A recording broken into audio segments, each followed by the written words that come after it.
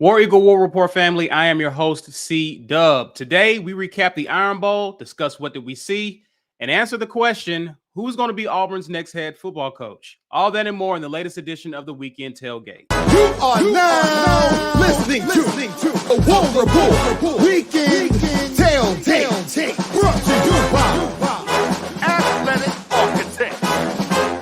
It's your boy, I Jones. Be real. C-Dog. Mike G. Get ready. Sit on back as we bring you the War Report Weekend Tailgate.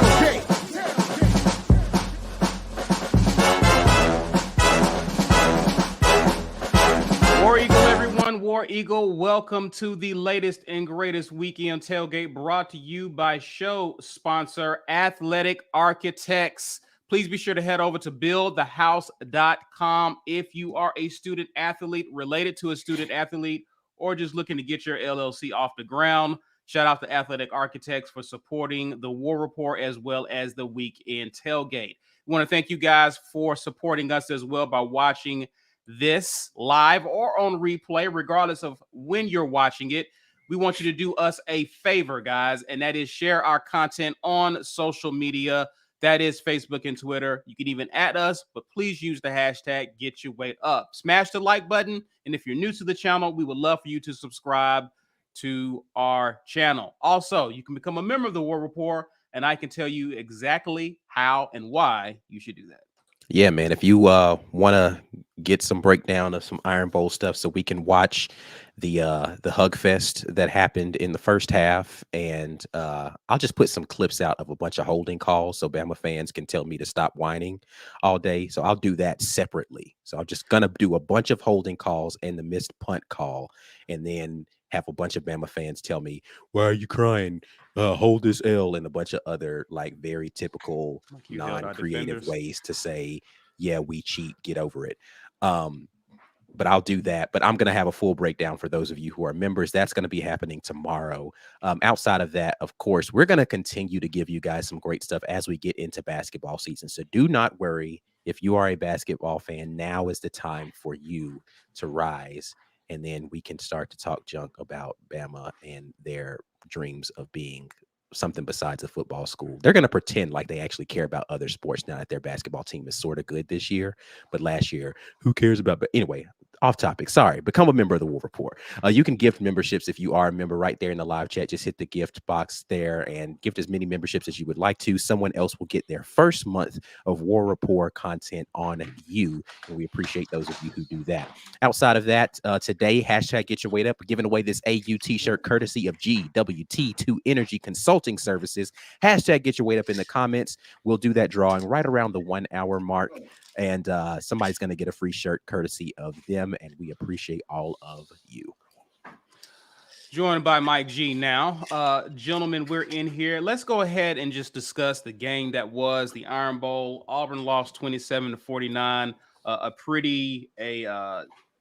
proud of the fight. We talked about that in the post game, but we'll definitely break down what we saw in the game. And we can start by discussing, let's talk about offense. Here are some of the stats here for Auburn's offense. We passed for a total of 77 yards, 11 completions on 23 attempts, 1 score through the air, a beautiful strike to Javarius Johnson, a 20-yarder there. We rushed for 318 yards on 43 attempts, 2 scores there, all by Robbie Ashford. 1 fumble, that was the fumble by Jarquez Hunter when he ran into, I believe it was Schenker, and the ball popped out. 1 turnover, but this was the offense. Came in right under 400 yards total offense on the road. Thoughts on the run game? I'll start with you, Ike, since you were covering the game. Your thoughts on what you saw, and how impressed were you that we gained 318 total yards on the road against Alabama, a team, by the way, that has a reputation for being pretty good against the run this year? Yeah, I mean, I think it's impressive considering it was our offense, right? Like this is something that Cadillac talked about. Coach Lack said that it's it does something to a person's will when you know what they're going to do and they still can't stop it. Like Bama came into the game knowing, okay, we have to stop Auburn from running the football. We have to stop Auburn from running the football. Auburn ran the football to the tune of 300 plus yards. Knew it was going to happen, still did it. Hats off to a unit that has taken more flack from the Auburn fan base, I think, than they deserve. They deserve some of it. Don't get me wrong. I'm not saying that they are, road graded, but that offensive line has transformed. We've gotten over 1,000 yards since Cadillac took over as head coach on the ground. It's been insane the way that offensive line has stepped up, the way that we've schemed our ability to get ground game going. And the offensive line deserves a lot of props for that, man. The offensive line is out there making people move. And Kendall Simmons, man, can't say enough about the job that he's done in moving into a more official capacity. But the run game looked every bit as dominant. And I don't know how you cannot say it wasn't dominant, right? Like, we didn't win the game, but domination on the ground was definitely apparent because, again, they knew we were going to do it. They were stacking the box, all that stuff, all the stuff that I've always talked about. Man, look how many people are in the. It didn't matter. Didn't matter. Don't count the box. Who cares? We're still going to move you for 3 to 5 yards every single time. Props to the running back duo that made something out of nothing in situations. That's another thing that Cadillac talked about. He was like, hey, man, listen, you're going to have to make some people miss. You're going to have to break a few tackles. Those guys were special. They continue to be special and make people miss, break tackles. Jarquez Hunter, was it Helms that he had out there in the hurt locker on that long run, twisting and turning multiple times out there? For sure. They was dancing. Yeah. They was dancing. That young man looked like he just was not enjoying life for about 15 yards down the field right there. Like, if you go back and watch it, he still wasn't ultimately the one that made the tackle, right? Like, his other guy had to come. If it wasn't for the fact that he slowed him up enough for him to get help, but if it wasn't for the effort of a secondary person, Jarquez Hunter was going to score on that play. He had that young man looking real silly out there in the open field. Only thing I wished on that play is that Quez had switched it to his left arm so he could have stiff armed him to add insult to injury. But whatever. But yeah, can't say enough about the way that we were able to run the ball. Absent of the fumble where Jarquez Hunter, for whatever reason, I don't even know how to explain that. He's trying to make a cut off of a block and the ball gets knocked out of his hand by his own guy. Outside of that, they did what they needed to do in the run game. And props to the offensive line. Robbie Ashford running the ball. We'll talk about Robbie a little bit more, but we're just talking about run game right now, man. But I said this on Twitter last night. If you're coming to me with this, he needs to be a wide receiver stuff, I don't want to talk football with you because for a guy who's been injured the way he's been injured, not just hurt, right? But like his throwing shoulder hurt, to continue to just be gritty and play football, take hits because he's going to have to run and get hit, right? He couldn't throw during the week. Like, listen, so this isn't me making stuff up to try to make excuses for a guy. Like, he has been playing with an injured throwing shoulder since Missouri. Right. Since Missouri. And still going out there, not able to throw during the week in practice, limited reps. So he's really just getting mental reps, not getting any timing or anything like that on his throws with receivers, and still going out there, gutting out performances. And people want to tell me about him needing to convert to wide receiver. I just don't like, I don't want to hear your football opinion because you're not being fair to a young man that has 7 starts and he's been hurt for the vast majority of them on his throwing shoulder, not the non-throwing shoulder, not like the thing that he uses to throw and generate some sort of push to be able to throw the football has been in pain for weeks. And in so much pain, Ike, that he couldn't sleep at times. Yeah. Right. He was in so much pain he couldn't sleep. So I can't imagine not being able to do something all week and then going out there and doing it to the max on the last day of the week. Yeah. Holy crap. Yeah, for sure. He's definitely going to need some something during this offseason to get him back right so that he can come out and perform. I just think with him getting starter reps and him having an actual QB person that is able to help him progress, he's going to be a special talent, man. That doesn't mean I'm guaranteeing anything about his future. You can have all the tutelage in the world and it never kick in, right? But Right. I think that he could potentially be, just because of the will he has to want to be good. And that's kind of where it starts. You just kind of have to want to. And he definitely has the want to. So I'm looking forward to the future for him.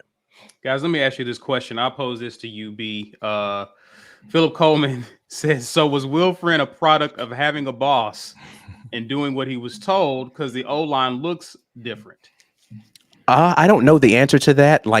So how the O-line was playing, I think, is symptomatic of a lot of things. Will Friend is not to blame for that because that O-line was here before he got here for the most part. The only problem, and problem is probably a big word, but the thing I have for Will Friend right now, or that I've had for Will Friend, and this can be debated as to, were we identifying the right group of people that needed to be on the field? Like, I still don't understand why Jeremiah Wright wasn't starting from the beginning of the season. I still don't understand why Brandon Council wasn't the starter at center from the beginning of the season. I still don't understand why we didn't identify this group doesn't have it. Let's go get somebody from the portal during the offseason. Like, none of those things I understand. Is that a Will Friend problem, or was that a Brian Harsin problem? That's the quintessential question you have to ask here. How they're playing, I think, is a product of having the right group of guys and some better play calling / scheme to fit what they do well. But the collective of who tried it out there, that's the bigger question that I have. And then what we're bringing in to make sure that we have the cupboard still stocked for when we lose, which will be like 80% of this offensive line in the offseason, plus some reserves. So that's where my issue lies.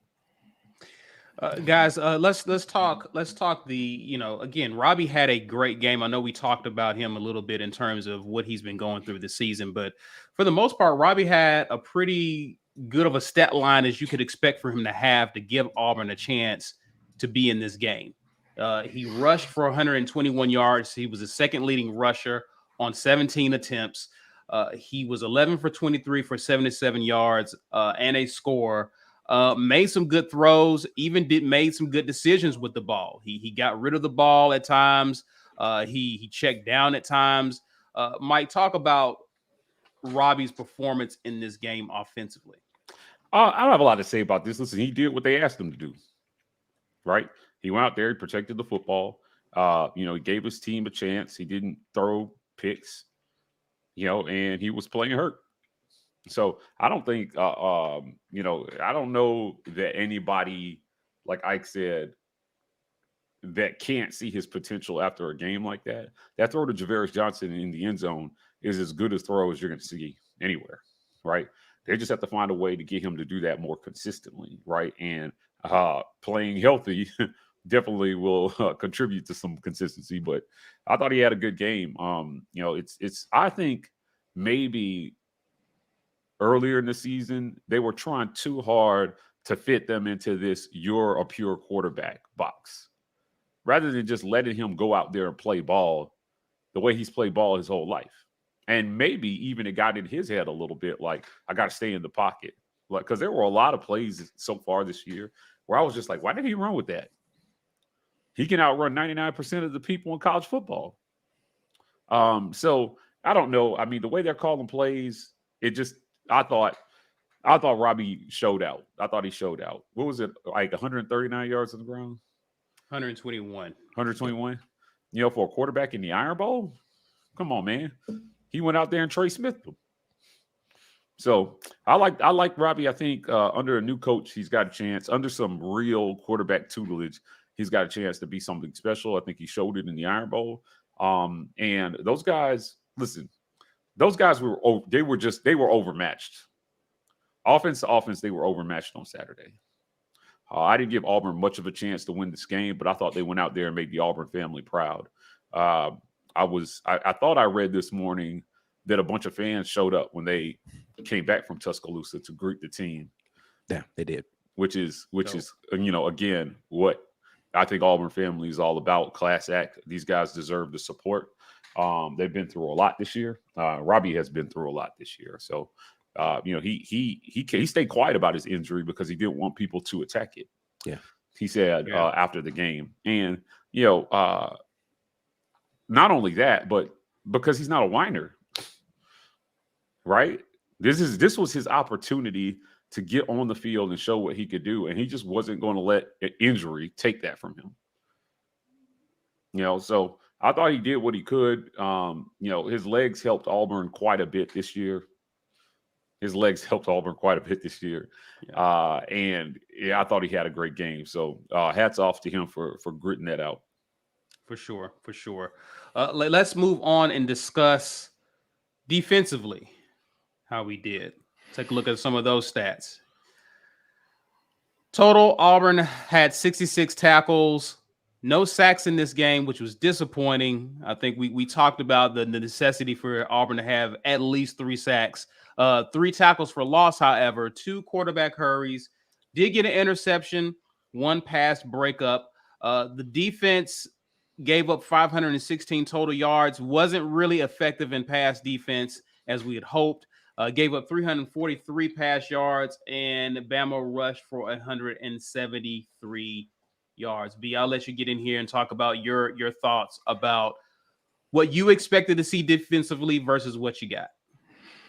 Yeah, I was worried that we might not have enough as far as talent on the D-line, but I thought that we could muster a monumental effort and that some guys who had not played a lot could factor into that. Unfortunately, that didn't really happen. The guys who did get in, we had, I think it was Joseph went down during the game. D. Hall went down at one point during the game. 1 or 2 other guys went in. We had like a guy go down. It seemed like it was happening pretty frequently. Morris went down. Morris Joseph went down. Yeah. You hate to see that. And I think what we've seen is that with the effort that's been put forth from our defense the last few weeks since Caddy took over, the effort that we found in the month of November, coupled with putting the right guys on the field, would have likely yielded much better results over the course of our regular season schedule than we got, both in the amount of yardage we gave up and probably in wins. But this was one of the games where we did not have the talent to keep Alabama, to hold them down, to stifle them. An experienced quarterback with an accurate arm. It's everybody's kryptonite. You saw what Hendon Hooker was able to do against most defenses he faced. Sans Georgia, it was just outrageous. But you either have the horses or you don't. And motivation, we can finally say we had that back. Our guys mostly knew where to be. I saw a couple of, I don't want to say busts. Like there was one play in particular. I think it was Bryce Young was in the pocket. Looks like we were trying to pressure. We had already sent at least 4. And Cam Riley was standing in the middle of the field. And he rushed. And there's nobody behind him. And Bryce Young just scampers up for like 23 yards, 26 yards. I'm like, man, yeah, you need to stay right there in the middle of the field right there. Now, I don't know if the call was delayed or he was just like, I'm going to go get him because nobody's getting him. Like, I don't know, because you vacate and now he's getting a big run. But Cam Riley, this was his first year starting, and he didn't even play the whole year. Experience counts. We're seeing how much experience counts with Robbie, what he was able to do as the year went on when he had a coaching staff to put him in the right position. We're able to see what experience did for, I'm thinking about Jarquez between year 1 and year 2. He flashed so well early 2021, but as the season went on, it seems like blocking assignments and knowing where to be was something that he kind of struggled with. 2022, he's a dog. He's a monumental talent, and he's stepping into that when he, again, coaching staff to put him in the best position to succeed. On defense, talent may be the biggest issue at linebacker and now depth at defensive line. And the only thing that's going to fix that is going forward. New coach, transfer portal, recruiting out of high school, all that stuff's got to happen. In this game, we did not have them. The effort that we put forward, I could say the effort was fine. The bodies weren't there, and the ones that were there were bruised up. And unfortunately, the result we got is kind of what happens when that's what's going on. But I mean, again, no shame in the fight that our guys gave. I didn't see people give up. I didn't see people hanging their heads or down on themselves. I just saw them fighting all the way to the end, especially D Hall, man. I mean, I don't know how many times I've been inspired by somebody's performance, but D Hall this last month, talking about leaving it all on the field, he's done that. And that performance from him, seeing how much he gave, it was inspiring. That was Mike. Now, I think B said it perfectly. The defense was. It's funny. Before the game, we were all like, "This Auburn secondary should lock these receivers down," and then Bryce Young threw for 350 yards. So it didn't quite. I honestly think that was more of a symptom of not having pass rush than because Fair enough. How long it took for him to get to his read some of those times. The DBs were playing well early, but after a while, he's just gonna have open receivers, right? And so we've got to figure out going forward how to generate a pass rush a little bit better. And I saw somebody say something about how many people we were rushing and stuff. Again, I it's hard for me. It's actually way more difficult for me to see those things live at the game than it is for me to watch it on TV, because I'm just in a different mode. Like, I'm watching the sideline when I'm there live. Like, I'm watching way more stuff than just like a play. And then it's just difficult to see where the ball is actually going. Your perspective is way different live. But yeah, so I don't really know what the deal was with the pass rush, other than, again, a lot of sumo wrestling going on in the trenches. Yeah, for sure. Let me grab some supers before we get on to the next facet of the game. Cleveland Brown says, "My facts are nah." Came up facts. 300 plus yards rush. Yeah, we said no on that. So good question, Cleveland. Oh, wait. I think I said facts. You did? I'm pretty sure I said facts. Okay. I'm pretty sure I said facts. Yeah. You may have been booging. So because it happened. Yeah, it happened. So I'm pretty sure I said it. Gotcha. That's how that works. Dorian Hurd says, "With the Buffalo loss, fellas, we are going bowling." And I know this is something that we talked about. Auburn stood a chance to go to a bowl game, even with the 5-7 record. Thoughts, gentlemen? Listen. This squad deserves it. After all they've been through, go to a bowl game, I think would be amazing. I'm happy for the seniors. Yeah, you get a chance to finish it off with a win. I don't think, like, for some of the guys like Tank and Derek Hall, I just don't think they want that Iron Bowl to be their last game. So I'm glad they get another shot to go out there and end on a win. Yeah. The only thing that worries me now is if Robbie's injured to the extent that we know he is, he probably needs to get surgery to be ready for next summer. And I don't know exactly, but usually when stuff is torn or injured in your shoulder, you do need surgery. I tore my labrum in my shoulder, needed surgery. And I'm a regular dude, so if you're gonna be using it as much as Robbie is, we saw it kept Calzada out of the spring. Yeah, and I mean, who knows how this season could have gone if you know what I'm saying, he was ready for a spring and ready for a summer. But so who would play quarterback? I guess Holden Gardner would, but this offense under this interim staff has been pretty particular about one style of moving the ball, and Holden Gardner doesn't do that for us. So what that would look like. Yeah, I reiterate how bad a shoulder. I mean, if you've never had a true shoulder injury, you can't do anything. It is hard to do anything with your upper body when you have a true shoulder injury. So, like, I mean, I've seen dudes out here praying, like, "God, please let it be my left shoulder." You know what I mean? Because I need my right hand. And mom says it doesn't need surgery. Mommy says it doesn't need surgery. Hey, listen. That's all right. That's as good as sources you're going to get anywhere. Robbie doesn't need surgery. Yeah, that's in the bed. I was told, though, when he went to the doctor, they X-rayed and they confirmed that he does have that dog in him, in the chest. Got him. X-rays confirmed. Shut Walt up. Taylor said, right, okay, fine. Walt Taylor says, "Am I wrong? But I think that the only team to stop our run game was Auburn. Shake my head. It was 7 false starts." I saw that this is the most rushing yards any team has put up on Bama in the Nick Saban era. They surpassed. I forgot who it was. 13 game. Yeah. Auburn. Oh, so we surpassed ourselves. But I thought correct me if I said that wrong, but I could have swore I saw one of the beat writers posted it was the most rushing yards on any Bama defense, since Nick Saban has been at Bama. Yeah. I know it. This was the first time in an Iron Bowl that anybody scored 2 rushing touchdowns in the game since Cadillac did it in the Iron Bowl, and that was Robbie Ashford scoring 2 rushing touchdowns this game. Right. For sure. So yes, dog confirmed. Yeah. Okay. Nicholas Frazier said it was Arkansas.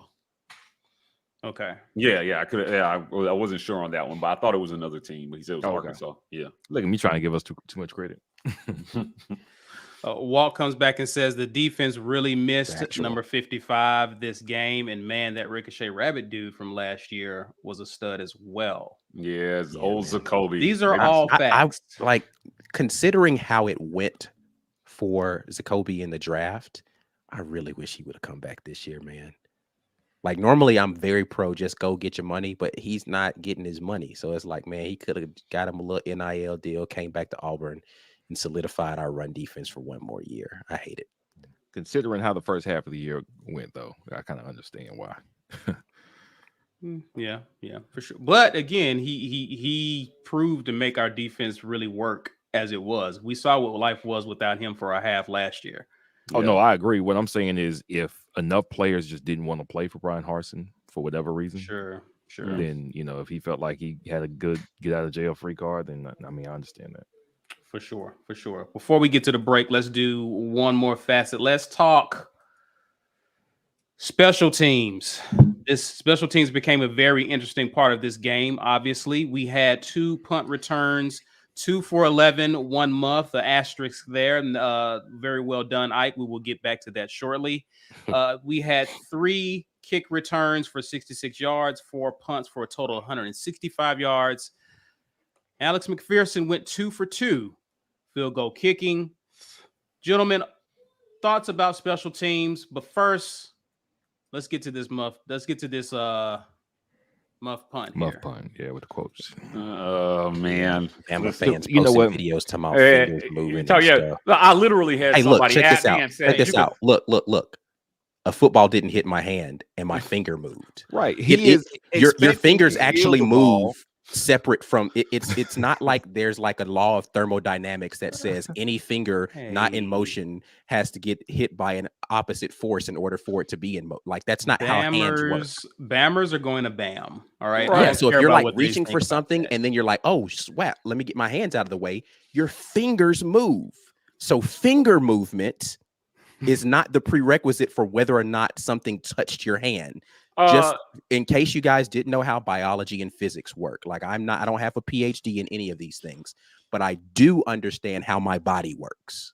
I had one bammer at me on Twitter and said, if you look closely, you can see the thread on the glove move. That's what I'm saying. Like talking about see the thread on the glove move. Fingers are in motion. Like are we being serious right now when there's clearly an angle where the ball was like 2 inches away from his hand? God, like he said the thread on the glove move. Shut up. Yeah, I don't be quiet and go away. Like again, that didn't determine the game. So again, I'm not saying had we not had that muff punt, we would have won. But I am saying stop kidding yourselves. We might have been plus 7 or 14 points without it though. It definitely would have helped. Don't get me wrong. Yeah, it swung some points on the scoreboard. Yeah, for sure. Because we had gotten to stop defensively, and we were doing well offensively to be able to move the ball. So it definitely put an additional 7 points on the board for them. But I just want people to stop kidding themselves. Like I can admit wholeheartedly, yes, Bo Nix spiked the ball backwards. It should have been Arkansas ball. We said it at the end of that game. Yeah, I can admit wholeheartedly. Yeah, that probably hit Sean Shiver's knee in the Ole Miss game. I can admit that. Why can't you admit the ball didn't touch his hand? Like you won the game. Too much Batman. Just tell the truth. Too much Batman. I remember like after that game, in our post game, an Arkansas fan came in. He was like, "Man, this is probably the most honest reaction from a." Yeah. We were like, we all finished the game. We're like, yeah, we probably should have lost that one. The refs handed us that. But again, to your point, I don't see why it's so hard to just admit he didn't touch it. And you know why I believe he didn't touch it too? He was confident he didn't touch it directly after. Yeah, his reaction wasn't like, "Oh crap, let me go get to the ball." It was like, no, I didn't touch it. And I don't know, man. I think Birmingham has some explaining to do after that. If I were Caddy, I'm sending the angle that they conveniently showed on CBS only one time, and then they kept showing the angle. I was just like, "What are they doing? Did they get this other angle where you can clearly see there's like 6 inches between his hand and the ball?" Yeah, it's ridiculous. But again, hey, listen, I'm not saying we win the game without that call. I'm just saying it's a bad call. Facts. Right. Yeah. So that doesn't make us whiners, whatever you. Yeah. Listen, that Bama call, fans are so ridiculous, bro. That so call ridiculous. didn't have anything to do with Bryce Young throwing for 300 something yards. Yeah. Right. It just didn't. And, again, that was my key to the game was contain him or lose. And they just didn't do it. B had talked about the 3rd and 19 where he just gets loose. I mean, those are the plays that really, really killed you. But still. But he didn't need any help. The point is he didn't need any help because he was doing it all on his own. He didn't need any help from the Zebras on that. Yeah, for sure. Jazzy Joe, appreciate the super chat. He says, did y'all see the suspicious behavior of the refs on that whole situation? Why didn't they review the other angle? Yo, so what was funny is the one ref is trying to come in and tell the head official something. He's like, look, I got this. Don't worry about it. He pushed him off. It's like almost like, yeah, all right, whatever. So I was like, almost like he was basically like, look, don't tell me how to do my job. Get out my face. And right. So it does make it seem as if like, hey, man, somebody already called me and told me what this call is supposed to be. Move. Right. Right. Suspect. Definitely. Guys, we definitely want to hear your thoughts on offense, defense, as well as what you saw special teams. Let us know. Also, share this video. You're watching the Weekend Tailgate brought to you by Athletic Architects. Please be sure to share this video on social media so that people can find our content and get in on the discussion. Smash the like button. And if you're new to our channel, we would love for you to subscribe. Let's pause to acknowledge the sponsors of the War Report. This edition of the War Report is made possible by our generous sponsors. AuburnSports.com. For news and notes on all things Auburn Sports, head over to AuburnSports.com. Athletic Architects. For young athletes looking to secure their financial futures, let Athletic Architects help you start to build your financial house. Head over to BuildTheHouse.com. And our giveaway sponsor, GWT2 Energy Consulting Services. If you want the best in the business at restaurant logistics, check out our friends at GWT2Energy.com. Yes, as always, shout out to the sponsors of the War Report. You all help make this possible, along with those of you who have become members of the War Report. Listen, man, basketball season is in full swing. We actually have a game today against St. Louis. So all of the insider stuff that we're doing for football, we're going to do some of that stuff for basketball as well. So if you are a patron, know that we're still going to be providing you guys things for that patron membership. So make sure you're still locked in with the War Report for that. But if you're not, you can get on board with us right now as a member, and you'll be able to do all of the things you see right here on the screen, including getting those Watch the Film segments with your boy Ike Jones. You want to be a member of the War Report, but you don't have the money. Maybe one of your friends here in the chat wants to, right there in the bottom of the live chat from a desktop computer, gift a membership. You can gift memberships, and YouTube will randomly assign those memberships to those who are interacting with our content, but may not have a membership. Their first month will be on you. Hashtag get your weight up right now in the comments if you want to be able to win an AU t-shirt sponsored by GWT2 Energy Consulting Services. Always appreciative of Walt Taylor and all the things that he does to make sure that the War Report can continue to be this fabulous content channel for Auburn Sports. But you can win a free t-shirt today sponsored by his company, GWT2 Energy Consulting Services. Hashtag get your weight up. We'll do that drawing here in just about 30 minutes. Gentlemen, let's move on and discuss coaching. Auburn had 10 penalties for 49 yards in this game. A good bit of them, I think we said it was 7 of them, was false starts. But we had 21 first downs. We went 4 of 14 on third down. We were 2 for 2 on fourth down. We were perfect in the red zone and actually won the time of possession in this game. These are some of the stats that we see. But thoughts overall, gentlemen, as it pertains to the job that this coaching staff did in this game, as well as over the past 4 weeks. Yeah, pretty good job. They had to work with what they had. That's it. I thought they did a good job playing to their strengths, not trying to force a square peg down a round hole and trying to do something that they weren't able to do. And coaching is more than just about X's and O's. So if you ask me, we're giving grades. I'm giving them an A+ just for holding it together. Because this thing could have gone really south, and now they're playing in a bowl game, potentially. So I thought they did good under the circumstances. I mean, think about Mississippi State. They had less than a week to come up with a game plan. Yeah. Right. And they just barely lost that in overtime. So I like the job that this coaching staff done. I think kudos to all those gentlemen for motivating the team and just trying to put Auburn in a position to win. Mississippi State was the first game they took over, right? Yes. Right. So 3 out of the 4 games, they legitimately had a chance to win. And I don't think we could have asked for much more under the circumstances. So, and I think you have to take the circumstances into account when you're grading them. Interim head coach, right? Like, the OC got the boot. He got the left-footed fellowship. Your O-line and your wide receiver coach step in and as co-OCs or whatever. And I thought they did a really, really good job. So it is what it is, but I liked the job that they did. B? I thought that for the first time since 2014, we didn't look absolutely overwhelmed in Tuscaloosa for an Iron Bowl. The score says that we had no business on the field with them, but eyeball test tells you this was a much more competitive game than you definitely would have thought it was going to be a month ago, 2 months ago. Caddy gave these guys something, and he talked about it, being an inspiration to them, having a connection with them. And the more we see that effect on these players, with the way the coaching search is going, I know we're going to get to coaching search. I'm starting to wonder how much value that has if we may be undervaluing Caddy's effect on these players, because ultimately everybody's looking for a coach that gets the nation talking, gets the fan base talking, but there's about 70 guys who that coach has to have an effect on, that it will have the maximum effect, because if you get those 70 guys going the right way, then we're going to win, and then that will get the fan base talking, that will get the nation talking. If it seems like we're trying to reverse engineer this thing by getting everybody excited about it, and that in turn turning the fortunes of the program, but you just got to get those players going the right way.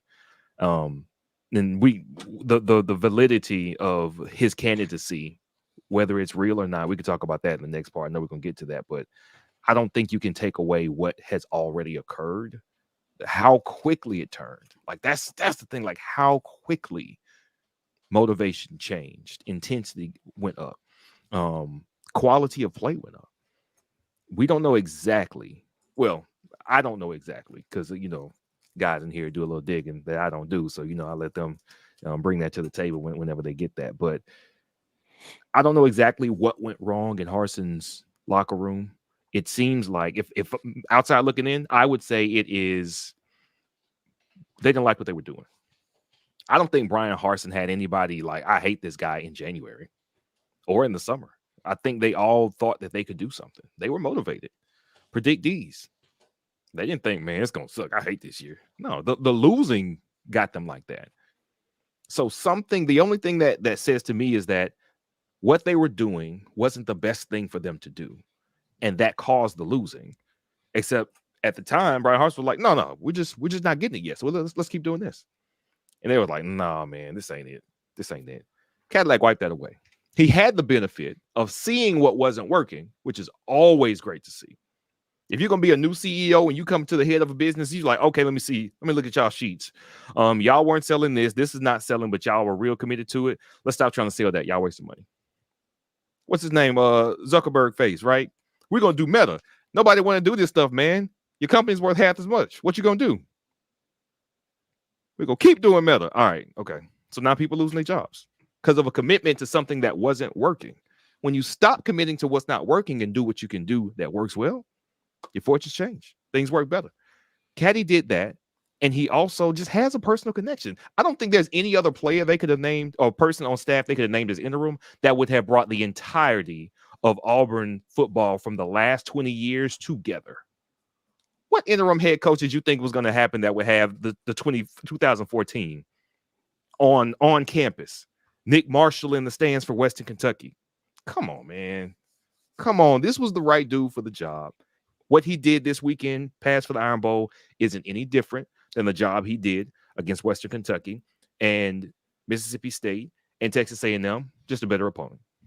That's the entirety of it. Just a better opponent. That's the difference. So I'll leave that there. That's what I think about the job this weekend. I never put penalties on coaches. Y'all know I don't put penalties on coaches. I don't put fumbles on coaches. I think the environment created the penalties from offensive linemen who didn't play a lot. We were quite literally at the bottom of our depth on offensive linemen at the beginning of the season. We were on the third center before we hit October, and things didn't get too much better because guys were still getting nicked up and getting shuffled around. So, yeah, I'm not going to put that on coaches, but I think they did a really good coaching job with what he had to work with this year.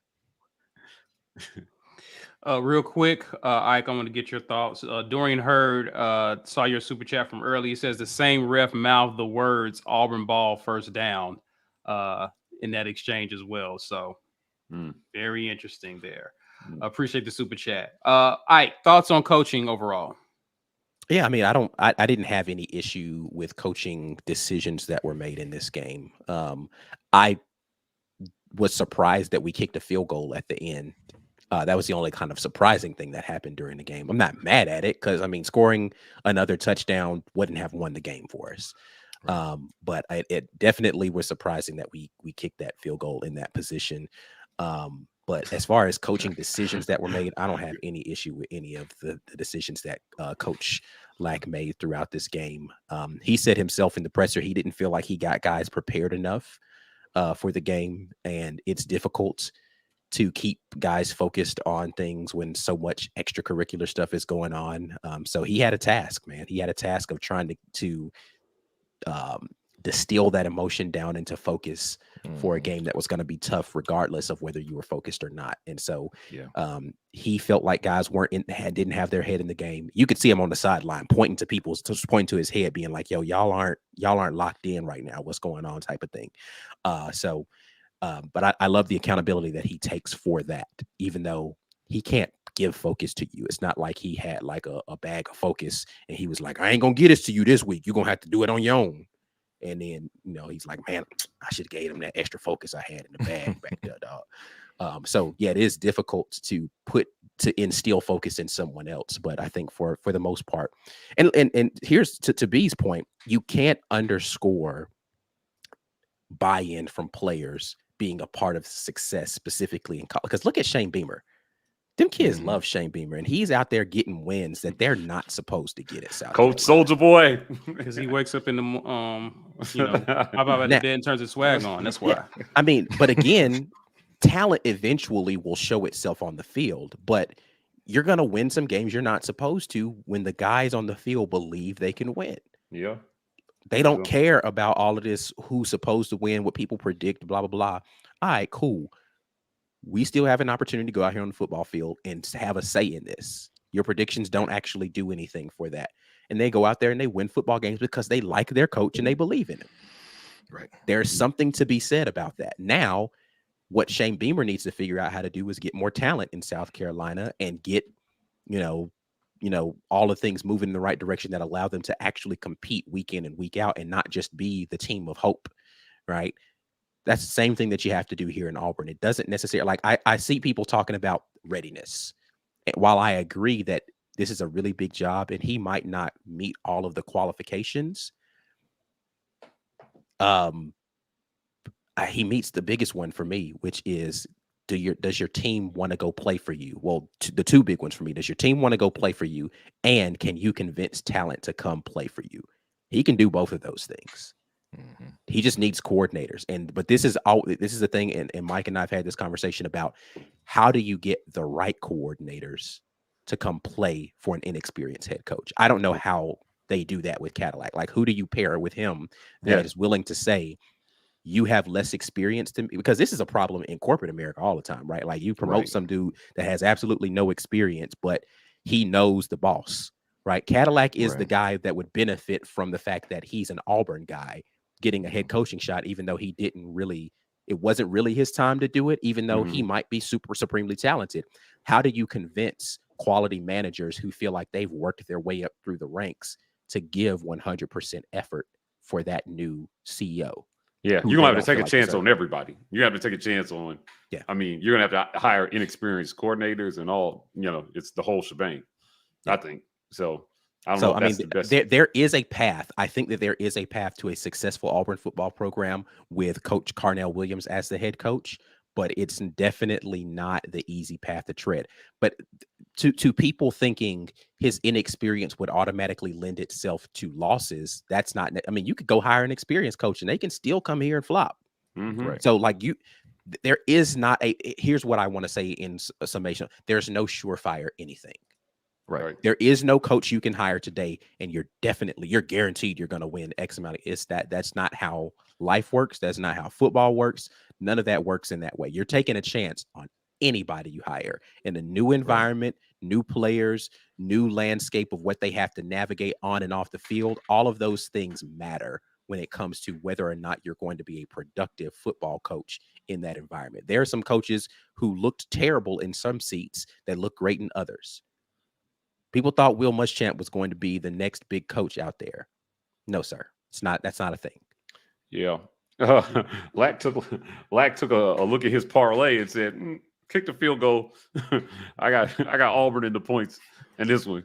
I was curious about that decision there. Yeah, I didn't understand it, but yeah, I mean it was curious. But I think there was some combination of points where they would have needed a field goal regardless, right? Like they ended up burning a timeout that I thought that they were trying to save, but they didn't have their stuff together, so they had to burn it. Where you could have kicked off, used all your timeouts, try to stop them, score a touchdown, and then kick an onside kick after that, right? Like the whole point is to keep the game alive, like to keep hope alive. And so maybe they were thinking if we kick this field goal, technically hope is still alive. We definitely need to work on our onside kick. Golly, that was terrible. Man. Yeah, work on the onside kick. When is the last time we had a successful every onside kick seems like it has ended in something semi-disastrous for Auburn recently. We kick it right to the guy. Right. Yeah, or kick it out of bounds or something. Whether it's offense or defense, right? The Ole Miss game onside kick where they recovered it because we had a hole in how we were setting up. What game was that where the dude, was it Mississippi State where it got kicked and it hit the player in the head? The onside kick. We didn't kick it. Mississippi State kicked it and it hit. Yes. Sean Jackson. Sean Jackson in the head. Yeah, All right. So that. I mean, even going back to last year where freaking Anders Carlson got injured on an onside. We just don't do onside kicks well, apparently. Like that's just not something that is a part of our abilities, whether it is defending them or actually kicking them. And it's been a while because in the comments, y'all are going all the way back to 2011. So it's been a while. Did Evan McGuire kick that or was it McPherson? I actually don't remember who kicked it. Do we remember who kicked it? Yeah, I mean, I know they probably don't lend a lot of time to that in practice, but it didn't look good. I went to the coverage of it was even worse. Like it wasn't they didn't take the hops necessarily, but it went right to somebody, and then they were just like, "Oh, he caught it, man," and then just stopped playing for some reason. It's just like, okay, we're just gonna let him score it in. All right. Yeah. Chat says it was McGuire that kicked. It was McGuire. Yeah, I fell asleep with the TV on last night, and I woke up laughing, and I couldn't figure out why I was laughing. And when I looked at the TV, LSU was losing to Texas A&M, and somehow my body just knew that was a joke. And they really lost to Texas A&M. A random segue, but I'm going to get a lot of LSU digs in here. Well, listen, I'll throw you an alley-oop. That's my what did we see? No, is it? Oh, I'm sorry, I stole your thunder. Yeah, it's stolen, but it's okay. Let's go ahead. Let's kind of use this opportunity to kind of talk a little bit. We did. Mike and I hopped on spur of the moment, did a quick conversation about the news that had broke yesterday with Lane Kiffin officially being out. He has committed to remain the head coach at Ole Miss. And the reports were stating that Hugh Freeze had become the front runner and had been in talks with Auburn for a few weeks. That led to a very interesting day amongst the Auburn fan base, and it still continues right now. I said that we'll answer the question, who will be Auburn's next head coach? Your answer is, we don't know, but we'll talk about it. Okay. So Sheldon asks, he says, I guess he's saying, I don't want Hugh because of the divisiveness he's going to cause, but I don't know who the better option is. Any ideas or suggestions? Gentlemen, your thoughts about kind of where we are right now. We had hoped that there will be a resolution today in terms of the university announcing who Auburn's next head coach is, but this looks like something that may extend into the next couple of days. Thoughts on who would be the better option for Auburn at this point, based on names you have heard? Listen, I'm not in love with it. I'm not in love with it, but I take Dabo over Hughes right now. I would take the cat that what's his name, Brian Robinson Johnson. Yeah, the cat from the Eagles. Like, if we're gonna take a chance, let's take a chance. I mean, they released. Well, I don't know. Should they released Hugh Freeze's name, but his name got out there, and Auburn Twitter was like, "Nah, fam." Emails were flying to administration. You know, there was a lot of people who just really don't want this move. And yeah, I just think similar to what Sheldon is saying here, there is a better overall choice out there in my book. Now, I've been very public about, I'm not 100% against it, but like, this would be like last resort stuff for me. Hugh Freeze was at the bottom of my list of people. Now, I can't tell you who I absolutely wanted, but I can tell you he was not at the top of the list. That's not a name that excites me. And I just don't think, a lot of people are basing this on, things that he did in the SEC, 6-7 years ago, man. Like, I don't think this is the same SEC West that he coached in. Honestly, I think there's more competition. And it would be harder this go around for him, particularly at Auburn, where the pressure and the stakes are a little bit higher than they were at Ole Miss. That's just my thoughts. Thoughts, B? All right. I mean, at this point, I don't even really know, bro. Like, I'm just like, y'all do something, and then I'll get on here and talk about what happened. Because here's the thing that I think is as close to I'm actually right there with you. Yeah. Here's the ridiculousness of all of this. There isn't a hire that everybody's going to be happy about. There literally, it doesn't exist. Whoever you hire, a portion of the fan base is going to be like, this was the dumbest. Like, we could hire Nick Saban tomorrow and be like, I don't want him. He's a bammer. Like, people are going to be upset regardless of who the hire is. And so this idea of unity behind the fan, Cadillac is as universally loved an Auburn figure as it can exist. And right here in our chat, there are a bunch of people telling you he's not ready. We're not going to win with him as the coach. There's not a hire that exists that people are all going to be behind. And so that sounds like I'm advocating for Hugh Freeze. That's not where I'm going with this. Where I'm going with, I really don't know that I care at this point. I just want them to hire someone and we figure out who the rest of the staff is going to be. And then those kids figure out how to win ball games with that person. I don't care if it's a flash hire and we get the big name. Like, what's the big name that you think is going to come in and be heroic and be the coach that's going to win? I don't know the answer to that. Again, there are a very small handful of really dynamic college football coaches that when you hear the name, you immediately associate them with greatness. And those guys aren't looking for jobs. Sustained greatness. Yeah. Yeah. Mm-hmm. They're not looking for jobs. The only one that could potentially, who was the guy I was talking about before we got on? Stoops.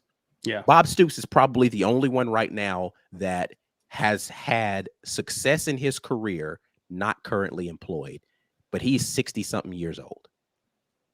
Yeah. And so, like, I just don't know. And even then, I promise you, if we hired Bob Stoops tomorrow, people would be like, this is the dumbest hire in Auburn history. Why would you hire a coach this old? See, Brian hates the idea of Bob Stoops. Yeah. It's not because he's old; it's because he's overrated. But you know, yeah, I just want to make a distinguishment though that there's a difference between not wanting a coach for football reasons and not wanting the guy for non. That's a whole other conversation. Right? I don't even want to get into that conversation because I don't even think I fully understand that conversation. Yeah, which is where a lot of people are at about not wanting him. That's where most people are about not wanting. It's not about his football acumen. Actually, there's a very big divide on that. Some people are in one camp, and some people are. You heard somebody earlier in the chat say he was Gus Malzahn 2.0. There is no universal liking of a coach. It just doesn't exist. And I go even further to say there isn't a coach that's going to meet the vast majority of people's moral standard either. We would never hire a coach if we hire based off of that. Never. Yeah. I just think you're at a point where you just, your morals. If you're talking about the morals of the coach, you're probably, it's probably bad already, right? Like, we're not just talking about coaching, right? If we're physically having a conversation about a coach's morals, it's usually bad. So like, I don't know. Like, I guess, I know Ike said it's two separate conversations.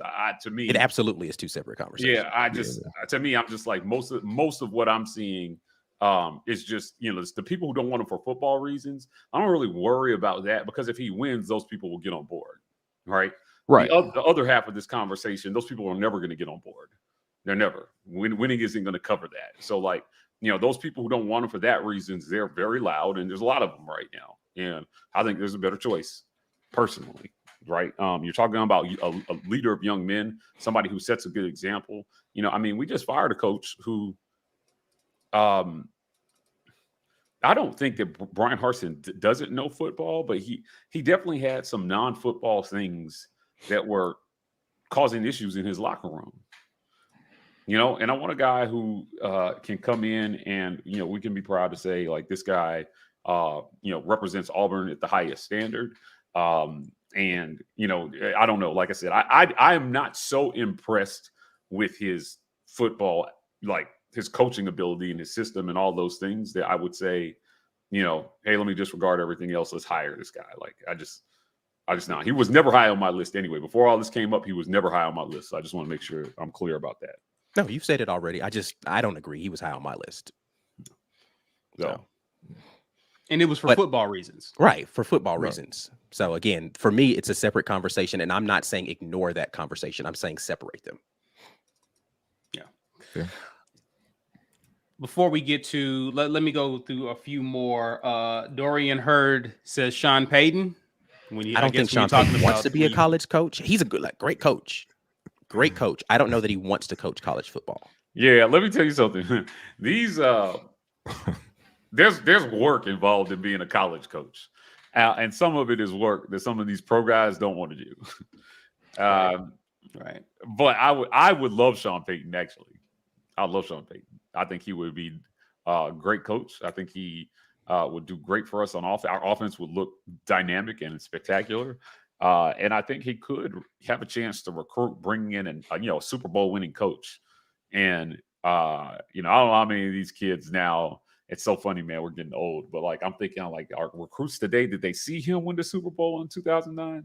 Like, do they remember? I don't know. What do they remember about Sean Payton? So yeah, I think from a system standpoint, he would be a great coach.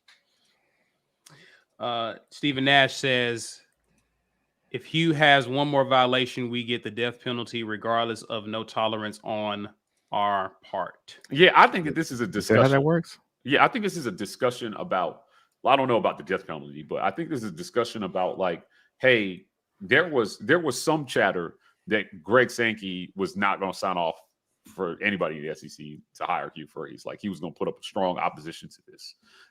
And I do think that if you go out on a limb and you make this hire and he screws up, they come down on you much harder. Like, they might say, hey, we're not going to tell you can't hire him, but they keep your boy in line, in check, or it's not going to be good. So yeah, I think that's something to consider as well too. Like, he's got to be on his best behavior.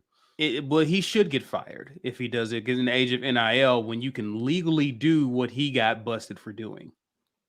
Oh well, not play for strippers, but I mean, Well, for now I'm prostitution. not talking about that part, but NIL money when he at, says violation, Magic when he City. says violation, I'm thinking about that part. Now, obviously, Yeah. paying for strippers and having a burner phone and all that stuff, obviously.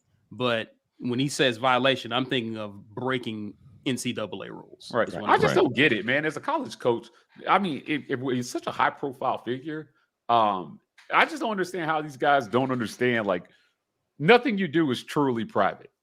Yeah. It's all gonna come out eventually. So whether it's now or 5 years from now, somebody's gonna find out. Yeah, I mean, Right. the Yeah. problem is that some coaches know other coaches are doing it, and they figure, well, if they're doing it, Right. why can't I? And it's like, Right. well, you're not them. That's why you can't. Like Right. they allow certain people to do stuff, and they feel like, well, if they're doing it, we should be doing it. And it's like that's not really how even life works. So, yeah, you can't. You have to understand who you are in this scenario, and you haven't earned the right to do all of this stuff. That's facts. Let's go ahead and get to the giveaway portion. We'll grab some of your. We see some of you guys' comments, and we appreciate you guys commenting and super chatting us. We will definitely address those after the giveaway. But we are giving away an AU t-shirt courtesy of GWT2 Energy Consulting Services. By now, you should have entered hashtag Get Your Weight Up in the comments to enter the win. If you haven't, maybe next time, because Ike is getting ready to draw. Yeah, we on it, man. Time to give this shirt away to someone. Maybe you can go ahead and hashtag again in case the person isn't here. But for now, the winner of the shirt giveaway is Kevin Helton. That's definitely a name I don't recall seeing before. So, Kevin, if you are here, let it be known in the comments, and we will make sure to get that shirt over to you. For sure. Guys, keep a lookout as well in the comment section. So, No Meter, we appreciate the super chat. I didn't see your comments. I don't know if you guys saw No Meter comment anything. But appreciate that. If you did intend to send something, send it again, and we'll be looking for it. James Buckley says Freeze was looking at land at Lake Martin. Well, he may need to stop looking. Maybe when he wants to retire, you know what I'm saying? Yeah, Hey, listen, that's the thing. They all get a house at Lake Martin. All of them. Yeah. It's like Putting that cart before the horse, wouldn't he? Right. Do they put that in the contract? He can still get land at Lake Martin. It ain't, you know. If Bruce you like got lakes. a spot up there, you know what I'm saying? I think Tubbs still got a spot up there, if I'm not mistaken. Yeah.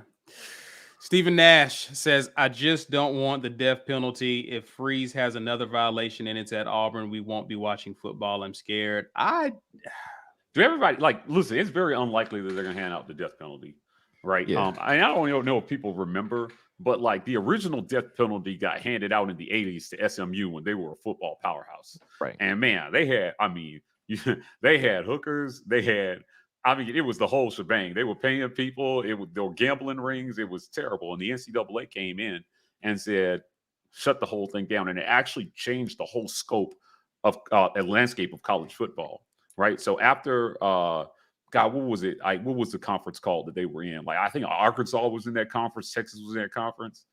I remember. It's like the old Southwest Conference or something like that. Mm-hmm. And it broke up everything. And so they, in hindsight, they took a look at it and said, we have to be very careful with this again, because it's not, there are more people that are hurt by this than just the people who we're trying to punish, right? Like, I mean, you're talking about jobs, economies, all kinds of things are hurt when they hand out the death penalty. So they've been not very heavy-handed.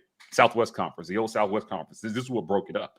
So to me, I don't think this is something we necessarily have to worry about unless whatever the corruption is widespread and systemic, and like it would have to go to the highest levels of the university. And like, if it's just the coach, you fire him, you take your recruiting restrictions, and you move on. Like, right. And that's something that's different between what was going on, what Freeze was doing at Ole Miss and reportedly got in trouble for, which is really just having to overcompensate from not having the recruiting infrastructure to get great players in. So you gotta offer larger sums of money and doing it quite recklessly, women. I'm talking about the things that get you the death penalty, because a coach cheating outside of his marriage is not NCAA jurisdiction. So as far as the football part is, so everything that happened, whether it was Jeremy Pruitt or Freeze offering to pay the recruits via text, or what they tried to get Cam Newton in trouble for in 2010, None of that matters anymore. I hate people bringing up things that were against the law. It's like saying, hey, then you go to jail for smoking weed? Yeah, in 1985. All right. Now, if I'm in the right state, I can just go outside and smoke a joint and nobody's going to care. All right. Right now, the rules are we can offer NIL. Well, we can't offer. Coaches can talk about it. But the collective can pay players to come to your school, and it's going to matter. It's going to get players to your school in ways that it couldn't before. So Texas A&M can have the best recruiting class ever because they can pay players. It used to have to happen under the table, behind closed doors. Now it's on top of the table in contracts and with other businesses, but it's happening.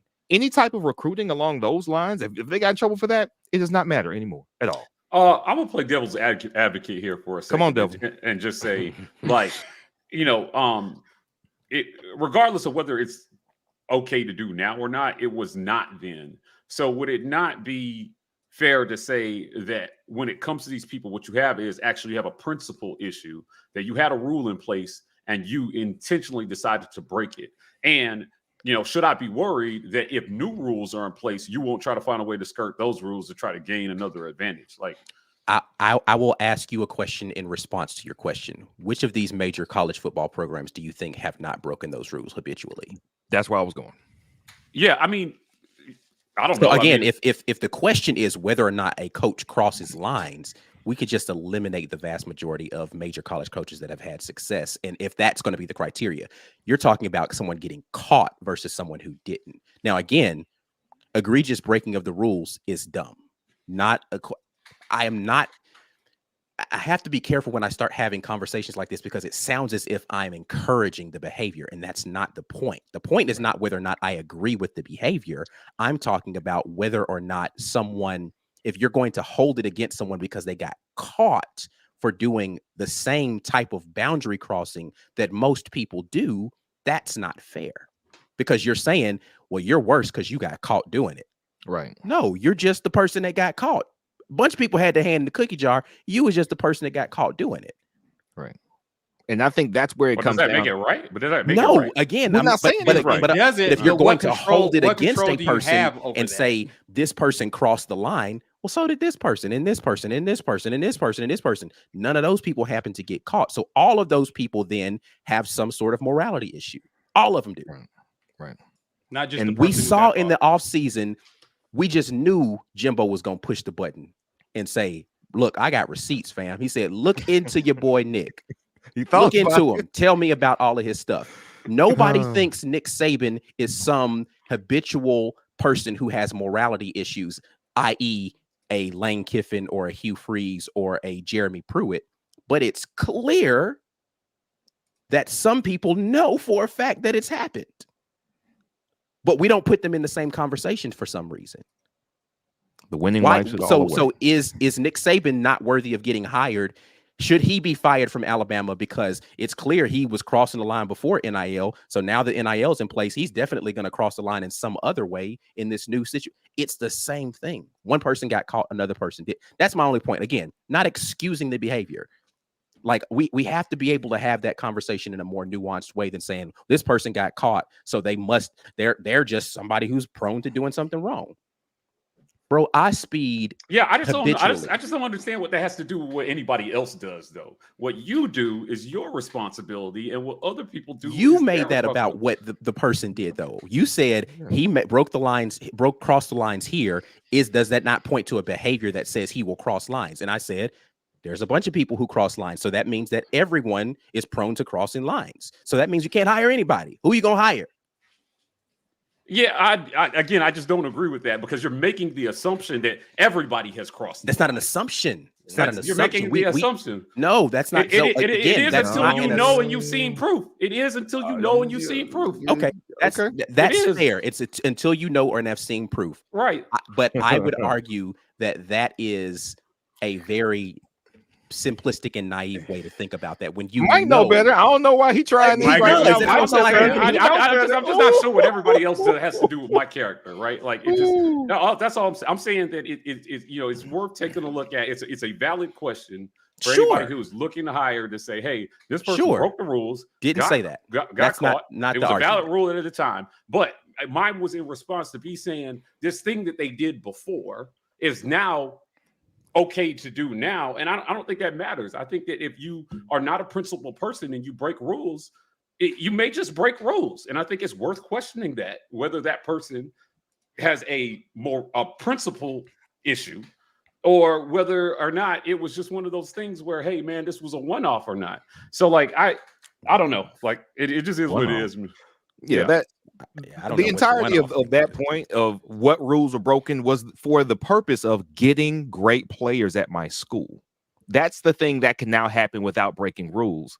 So now I would assume, do I know? No, that nobody who broke rules to get great players would now continue to break rules to do it, because you no longer have to break rules to get great players. Now, yes, you can. You absolutely can break rules to get players. I said you don't have to. I didn't say that you can't. I said you don't have to. Yeah, I don't know. I just think that there's some people will push the line no matter where the line is at. Right. And it's worth just taking a look at whether those people, if they've had past transgressions, to say, hey, listen, is this a person who, no matter where the line is at, they're going to find a way to push it? I mean, listen, when NIL came out, I mean, we have all these examples, and NIL came out. It was very clear. We can now pay athletes, but the university can now offer. It can't be contingent upon. It can't be a quid pro quo when it comes to NIL. That's still a rule. And the stories were flying around about quid pro quos going everywhere. It was clear, too, that that's not what you were supposed to do. That's not what the intent was. Right. And if you have a coach who comes in and it's just like, I mean, I don't know, man. I just think, man, when you have a character issue, you'll find yourself in trouble no matter what the rules say. And, the idea that there's no way to break the rules now in terms of this particular thing, I'm like, no, there are plenty of rules to break. So it's just worth questioning to me. That's it. You guys' points are valid, right, about this. And I hear what Ike is saying as well, too. I'm just saying, like, it's worth questioning if you're hiring a guy to say, hey, regardless of who's not doing it, you got caught and we know it. And there's evidence, there's something tangible to look at. And so now we have to look at it. So you would be against Auburn hiring Jeremy Pruitt as a defensive coordinator? No, not necessarily. I just think you have a judgment call to make about whether or not, again, hey, this is a risk. I mean, the comment that they brought up where they were saying, like, hey, I don't want us to get the death penalty. I mean, that was my point. My point was, it's a roll of the dice. I think personally, if you decide to make that hire and that person does that again. So these guys have tough decisions to make. Cohen, these guys, I don't envy any of them having to make these decisions about who to hire and just make sure you didn't miss anything in the vetting process. Were there red flags here? Because then once you hire the guy and he gets in trouble, and then retroactively everybody starts, well, Auburn didn't know this, and all these things start coming out that the media find about this dude that would be clear red flags that this was not a good hire. Like, I understand that. I understand, yeah, but all of this is a risk, though. All Yeah. of this is a risk. Sometimes it works because, again, I know you don't like the comparison with Bruce Pearl, but that's a risk. Yeah, it was a risk. It That's absolutely, a risk. it absolutely was a risk, right? Yeah, I Like, didn't even want to bring up the Bruce Pearl thing when we started talking about Yeah. habitual line crossers, because we just hired one as our basketball coach. Yeah. I mean, listen, it was a risk. That's all my point. Yeah, Everything's a risk we take. Yeah, but since he's been here, he's been on the up and up. So, like, again, I assume that they looked at the facts of that situation and said, okay, like, you're coming off a show cause. So if we're going to hire you, we want to be really clear. Like, these aren't lines that you can afford to cross ever again. I know that conversation had to have been had when he got hired. So, like, I just think it's worth questioning, if you are the guy that got caught. You're the guy that got caught. So, you have now to answer to all this because you got caught. Cheat better. I mean, to their point, right? Like, there are better cheaters out there, right? So if you're not a good cheater, then There's a statement out there that says if you aren't cheating, you ain't trying. Yeah, right, yeah. And So Now, you're not one of the good That's cheaters. a very valid point, though. Is like, if you're not good at it, you should just stop doing this. Stop altogether. cheating. Like, Right, stop, yeah. because clearly you don't know like actually how to make this happen. You just saw some other people doing some stuff, and you was like, he's flourishing selling drugs. Maybe I should be a drug dealer. It's like, nah, bro, you don't actually know this game. you stay over there playing PlayStation. Stop. Yeah. And I think that's part of when we're talking about it's part of what drives me crazy about coaching talks in general. You'd be like, oh, well, what about this coach? Well, yeah, but he didn't win the big game coaching at. Ole Miss. Okay. Whether we were talking about Lane or Freeze or Tuberville, Ole Miss is not Auburn. It's not. The school is the tool that you have to work with. The tools are the university. It has its own alumni base. It has its own alumni base that usually does well or just okay or poorly as far as how much money they make once they go out into the world. What programs are you graduating people in? What's the track for those programs to really big important jobs? Those things are so different from school to school to school, which is why you hear about a Georgia Tech fan base, which makes it remarkable to me that they are bad at sports. They just don't care about them, obviously. But the reason that the Texas schools can spend so much money, they got money. You hear it, oil money, but they got money. They are really the most embarrassing school programs in the country because they have been spending for years. For the last few coaches since Mac Brown, Texas has been spending and failing spectacularly. We don't have that problem here. If you fail at Texas, you're a failure because you got everything you need. If you fail at Ole Miss, there are better tools to be had to do the job that you're being asked to do. Auburn is not Ole Miss. It's really hard for, well, look, he lost the last few games at Liberty. It really seems like Hugh Freeze thought he was in the race, won that one against Arkansas. He 100% was like, man, I beat Arkansas. They got to hire me now. And Y'all dude was saw like, what I did, right? That's it. Yeah, They off the lane train. That was his campaign. Buddy put in his 2-week notice and was chilling. And then Twitter happened. Right. Yeah. I'm sorry. That's funny to me though, man, because boy, he knew he had this job locked up. He quit. He quit on Liberty so fast. He went and did a goodbye speech to his seniors. Right. Yikes. That's Okay, That's funny to me. Yeah, I mean, if you're Cohen, you had to know this was going to happen. If you were Cohen, you had to know this was going to happen, right? You don't think that they thought that Lane was in the bag? I think maybe. I mean, he had Hugh in his back pocket, though. That's the problem. Yeah, He's like, I think that's even if he thought it was he in the wasn't bag, the he had number it in one his guy. back pocket. Yeah, for sure. Yeah, His backup is falling through now. So now, well, let me ask you guys this. Do you think it was a mistake? Just your opinion. Was it a mistake to actually offer after Auburn's game? Because if you offered Lane prior to the Iron Bowl, does Lane back out? I think that's what happened. Because I've heard conflicting reports about this. I've heard that it was our intention to offer a formal offer be made after the game. After the Iron Bowl or after the Egg Bowl? Game. The Iron Bowl. Yeah, I read somewhere where he's had the offer for like over a week and just. Well, I think Jimmy Sexton had the offer. Lane Kiffin hadn't seen it yet. Yeah, I don't know, man. Like it's. Well, here, listen. There's a thing called plausible deniability, right? Like this exists in a bunch of different industries. Yeah. So, in order for Lane Kiffin to go and honestly say, "I don't know anything about that. I don't know what you're talking about," Jimmy Sexton can't show him the contract. Right. You can't even have conversations with him about it. You have that conversation. You guys talk about it. That way, when I get out here and I am in these press conferences, I'm not lying because I haven't seen an Auburn contract. I don't know what you're talking about. As far as I know, I'm the coach of Ole Miss. You know, hey, Ole Miss gave you a contract extension that he's like, they gave it to Jimmy. Jimmy didn't. He's like, hey, I'll do all the negotiating. You go coach football. Plausible deniability. Right. Philip asked, I think if that reporter wouldn't have broke, I think he was talking about Sokoloff, I think.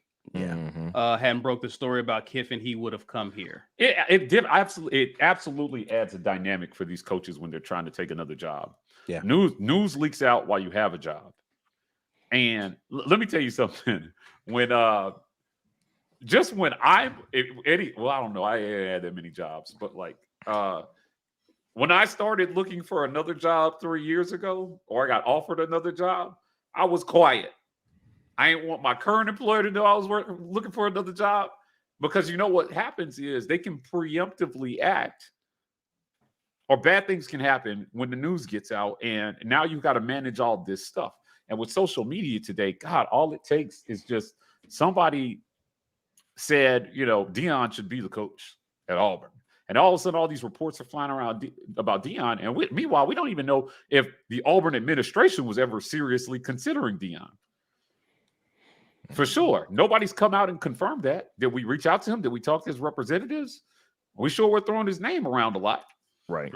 So I feel for these coaches in some extent, because he had a job to do when all this broke. And he was always going to finish out the season with this team.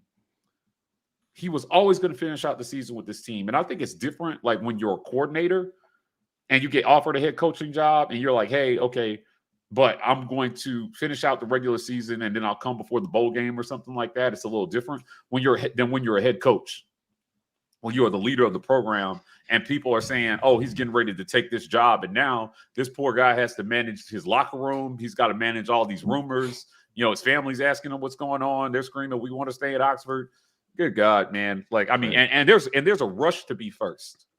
Yeah. Right. There's a rush to be first. Right. And so I think that's the biggest problem that exists in all of these media circles. And again, it's not limited to sports. People just want to be the first one to break something, whether it is good timing or accurate. But it was the way he broke it, though. If you read the headlines, he said definitively, Lane Kiffin stepped down from his job. After the Egg Bowl and announced on Friday or Thursday, whatever he said. I mean, it was weirdly specific. Yeah. And then Lane Kiffin put him on blast. And then now you're hiding behind, well, you know, things changed. Give me a break. No, you put it out there and it was wrong. He was still in flux. Like, he may have been considering it, but clearly no decision was made. Right. Because if it had been, he'd be the coach. So, I mean, I don't know how you can confirm that he had already made up in his mind that he was going to take the job, unless you got that from him or his agent. Yeah. Or you have a secret recording of him talking to somebody saying that he was going to take the job. Yeah. I don't even understand that report because like you said, it was weirdly specific. It was just like, here's what we're sitting in the room somewhere. It's like, all right, so here's what we're going to do. We're going to resign from Ole Miss and we're going to sign the Auburn contract the next day. And dude was like, sign. Oh, okay. All right. Yeah. And then go tweet it. It's like, bro, what are you being for real right now? Yeah. Even if you were privy to that information, why did you think that was something you should tweet? Wesley Hilson asked, do you think he leaked it to ensure Lane Kiffin wouldn't leave? Now, I had this thought before. I think they shamed Lane into staying a little bit. And I'm not saying that because I think Lane made a mistake by staying. I think you do what's best for you and you consider all the factors. But there was a certain amount of, this is coming up. Probably the worst thing that could have happened if Auburn wanted to make sure they got the guy, then you don't fire your head coach soon. And I'm not saying we shouldn't have, but I think firing him ahead of time creates a situation where now the potential, the new head coach prospects actually have to consider it because everybody's going to be talking about it. And now you're getting asked the pressers after you lost a game, hey, what about that Auburn job? Right. And now that creates more you can work behind the scenes a lot better. I think Lincoln Riley, what was he? He was nobody had him attached to USC. Nobody. You're like, you going to LSU? I am not going to LSU. And you know what? Everybody was like, oh, okay. You know why? Because there was no buzz. There was no smoke around Lincoln Riley to USC. Same thing with nobody asked right now with his whole deal. His folks, they did the job right, though. Yeah. Right. On the USC side and on his side. And they probably even used the LSU job as cover. Smoke screen. A smoke screen, yeah. For the fact that he was actually going to USC, because I'm telling you, they dropped a whole bag on him. What was it? Be like $95 million and a jet? Yeah, that's a lot. And they paid for his home. I think they paid off his home in Oklahoma, or they paid for his home in LA. $500K for the house in Oklahoma, and then like another $3 million for the house in LA. That's so wild, they were working that deal for a minute. Sweet Yeah, deal. He got the G6 jet. I mean, good God. I don't know. Like you said, it's if your agent does the job right, then maybe this whole thing for Kiffin was always about leveraging Ole Miss for more money. Maybe that was the case here, but like if he was actually considering going to Auburn, they fumbled the bag hard. Well, again, and I think if you're Sexton, there's a win-win here because I can get Lane a raise at Ole Miss and isn't Hugh Freeze Isn't Sexton one of Hugh Freeze's, or Freeze's one I of don't Sexton's know. clients? I don't I know. can't keep up. Jimmy Sexton represents so many people. But I think he represents Hugh Freeze as well. So if you can get Hugh Freeze the Auburn job, Lane Kiffin a raise, you win twice if you're Man. Sexton. Yeah, listen, them commission checks cash the same no matter who you get hired. So his job is to make his client happy, get them where they want to be, right? Yeah. While getting them the money, more money, which is more money for him. So I don't know, man. Jimmy Sexton is like the shadow power player in college football, right? Like he's pulling off- Palpatine. Yeah, right. Like good God. Behind the scenes. Let's run through some of these because we do need to talk basketball on a separate. I think we're going to do something separate for basketball, guys. I mean, the game already started, so the game. Well, yeah, I thought it was starting at 3. It started at 2. Okay. Yeah, I thought Auburn 14, St. Louis 10. Nope, it's 14 up. Oh, yep. Internet, Okay. good old internet feed. Jazzy Joe says, so with boosters, fans, and boards, feelings are always a factor. Can Auburn actually have nice things? I'm starting to think this is all we are. I want fun again so bad. This was an unenviable situation for any AD to be in. Like For sure. they made the right decision, like moving Cadillac to interim, but it also created another dynamic because now, even though it seems to me they had no intention of offering Cadillac the job, right? Or making him a serious candidate. But now you have all these people clamoring for it. And, you've got all the offseason narratives about Auburn and the coaching job. And they had to get this right, man. Here we are sitting here on a Sunday without a coach. And what do I don't remember everybody's stance on this, but I just think if it goes too far past the Iron Bowl, I think you said maybe a week, like by Thursday, if you don't have a coach hired, it's like a disaster. At what point is this a disaster of a coaching search? I would think about this in 2 parts. Number one, who is actually the best football coach that we can find? What people's opinions are on whether or not somebody is a good hire football wise is people like to lump in how they feel about that person personally. Like I'm with Ike in that I think football wise Freeze is a good hire, but less about recruiting violations at Ole Miss. I think impulse control is the best way to summarize Hugh Freeze's issues. Whether it is immoral things that may have happened when he was just a human as a head coach, or deciding to DM people as the head coach of a football program. Like, you got much better things to do, but the compulsion to grab your phone and talk to anybody about anything that's not a recruit about football, that's a bad decision. You can't control yourself. I think that's the best way. Okay, so not you. So who is a better coach then? Then we're right back to our wish list when we heard Gus got fired. Dave Aranda, Bill Clark. Not Bill Clark for obvious reasons. He doesn't like Auburn, and we don't like him back for that. I never but liked Bill Clark, but go ahead. Whatever. I thought he was going to be a good prospect. I never cared for Bill Clark going back to Prattville days. Go ahead. I think we're a little too wrapped up in names, and I think it's the result of. I know Mike likes relationship analogies, so if you have a bad relationship, apparently Isaac does now too. Hey, listen, man. Yeah, you have a bad relationship. Whatever the negative was in that relationship that had things going bad, people overcompensate with their next one. Right. They go, all right, well, man, that girl like to go out all the time. I just need a girl who wants to be at home with me because I don't really like that she likes to go out. We in a relationship, dudes hollering. She all out in the scene. I don't like that. So your next girl is just a bookworm. She like to be home, read books, cuddle up with you. Except that's all she wants to do. And when you want to get out once or twice, now it's a problem. Oh, I want you just cuddle with me. What time now that's an issue. Exactly. So don't overcompensate by going, we had a head coach in Brian Harsin who did not have the cachet. He did not have the personality to be a draw and bring people in and make people feel good about him and have recruits love wanting to play for him. Lane Kiffin does some of that. Dion does all of that, which is why those are the 2 names that you've heard the most since we fired Brian Harsin.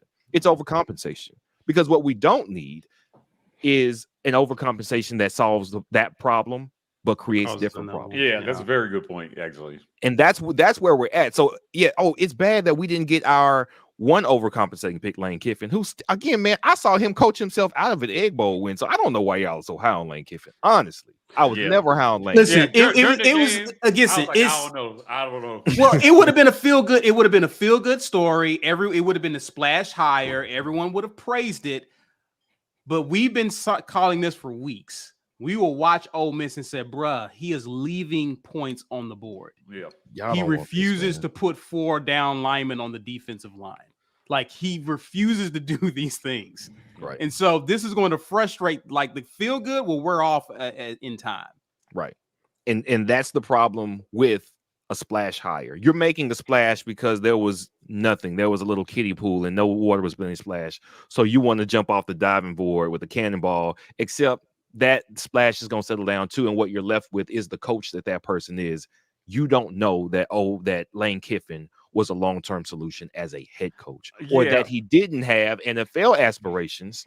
Because that's one thing. Lane Kiffin comes from the NFL. His dad came from there. He coached there. He didn't really get a fair shake in the NFL. That's one departure I could see him making from any college program, is to the NFL. I don't think Auburn wants somebody who thinks that there is a better destination than the Auburn job. So for that reason, who fits all those criteria? You want somebody that knows football. You want them to be a splash hire, but all that really matters is that they win when they come in. That creates the momentum. Josh Heupel just looks like a peanut M&M, but he comes in here and he wins what he's won with Hendon Hooker in year 2 and put this season together. And now he's got his 5-star quarterback commit. Now he's got everything that he needs to build a program. Now, when you say Tennessee, it's like, oh, Tennessee. 2 years ago, Tennessee, nobody cared about Tennessee. The winning solved these short-term problems that Auburn has. So instead of trying to get a name to solve it, get a person to do the job, to do the winning, and then you don't have to worry about whether Lane Kiffin's going to be raiding sorority houses or whether Hugh Freeze is going to be DMing women on Twitter. Like, you don't have to worry about these character shortcomings with people if you just find the best football hire, and it has to be a cultural fit. That is one thing I will say now. After Brian Harsin, I do think he's a football guy. He's also it's got to be this way right now, like this type guy, or it's not going to work, or everybody's just going to do it my way. And certain guys didn't get on the field that honestly probably could have helped. The refusal to tailor the offense to what we had, we see what that looks like. We were asking for it all season. And then you get a coach and caddy who goes, no, here is what we can do to make this work. It's not going to be the best offense ever, but it can work. You're like, man, he didn't do that. That's what Brian Harsin couldn't do. He couldn't say, my way's not working. I'm open to ideas, fellas. Let's get it done a different way. So it's got to be a football guy, but it's also got to be a football guy that is malleable and fits the culture. I'm not telling you I know who that is. I just know that quick fixes are not the answer here. It feels good in short term.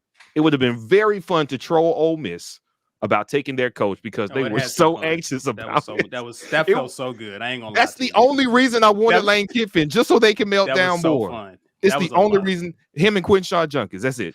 Troll Ole Miss fans, Quinshaw and Junkins. That's it. That's all I wanted. Yeah, man. The flip-flopping between Ole Miss fans last week was incredible. It was so incredible. If we could have closed that would have been hilarious. Yeah, Dorian Hurd says, unload the checkbook. He was referring to Sean Payton earlier. So yeah, for sure. Listen, I would unload the checkbook for Sean Payton. I would. But I did not like the number we were going to have to pay for Lane Kiffin. I said it on Locked On. I'm with you there. You know, a lot of people were just like, it's not your money, so like, why does it matter? And I was like, no, it matters. It matters because, the type of money that you're paying him, the perception, from the fan base about, the time that it takes to turn a program around, all those timelines are like shortened. I think when you give a guy like $10 million a year. Right. And it just, I don't know, man. You pay a guy that much money, he better be a good hire. Yeah. Like if you're USC right now, yeah, for sure. You're pretty happy you threw the bag at Lincoln Riley. You're pretty happy you threw at him. But if by year 3 they were still like just above 500 or a couple of, you'd start wondering like, hey man, there's a lot of coaches you could hire for a lot less to come in here and win eight games a year. Right. So I didn't like that. I was very uncomfortable with the number that we were going to have to pay Lane. I was, but based on what he's accomplished, which is really nothing. Yeah. In terms of championships and you know what I mean? CJ with the Ram says, just offer Prime and let's get this thing rolling. Been seeing a lot of people calling for Prime over the past day or so with everything falling through. Thoughts on this, gentlemen? There are reports of him, USF making him an offer, And Colorado. And now like his name ever since he got mentioned in the Auburn search, all these other schools are looking at him. They just had an 11-0 season, first in school history. But it wouldn't be about money for him. I don't think it's going to be about money for him. He doesn't need the money. It's going to be about legacy for him. And legacy. If that's the thing, Auburn's probably the job that he needs to take, because you got to go against a big dog if you want to be. But is he ready for that step from HBCU to all the smoke? I don't know. There's probably a more logical step than coming straight to Auburn, if you ask me personally. Right. So, in terms of coaching, where you can adjust to coaching at that level, maybe, or does he need it? You're talking about one of the greatest football players of all time. Right. So it's not to say that he couldn't do it, but I was watching USF last night give UCF all they wanted until the final 1-10, and just thinking, could Deion Sanders come into a program like that and instantly make them a contender or one of the better programs in the state of Florida? Yes. Now, I don't think it would be about money, although I do think you still throw the bag at him. His main motivator isn't going to be $10 million a year. Yeah, for sure. Bankroll Blockade says he's a changed man. He got baptized. That's how it works, right? Referring to Hugh Freeze. I mean, listen, I get what you're trying to say sarcastically there, but I don't know that. Never mind. I don't want to go there. All right, I hear you. Yeah. Listen, at the end of the day, you got decisions to make. I think about who you hire and whether he's a changed man or not or whether you should hold those past transgressions against him or not is something that the AD has to reason. The AD and the president have to reason. And if you're going to make a somewhat controversial hire, you just better make sure you're on the right side of that. Now that's it. That's a roll of the dice. I think we said that earlier. It's a roll of the dice no matter who you hire. Because quite honestly, you could hire somebody with a squeaky clean reputation, and as soon as they get a whole high profile gig, stuff starts to come out. Right. So who knows? Just vet properly. Just make sure you're vetting properly. For sure. Kevin Helton, appreciate the super chat. You also you says, heck yeah, many thanks. Just be sure, I already sent you that in the comments, but be sure to email us business@thewar report, your shirt size and physical address so that we can send you your shirt. Congratulations. Walt Taylor says, just checking. Has Lane signed anything from Ole Miss yet? I know he's agreed to it in principle. That he agreed to it in principle, yeah. So I don't know that he actually signed it, but they said that traditionally he didn't sign any contract extensions until the offseason.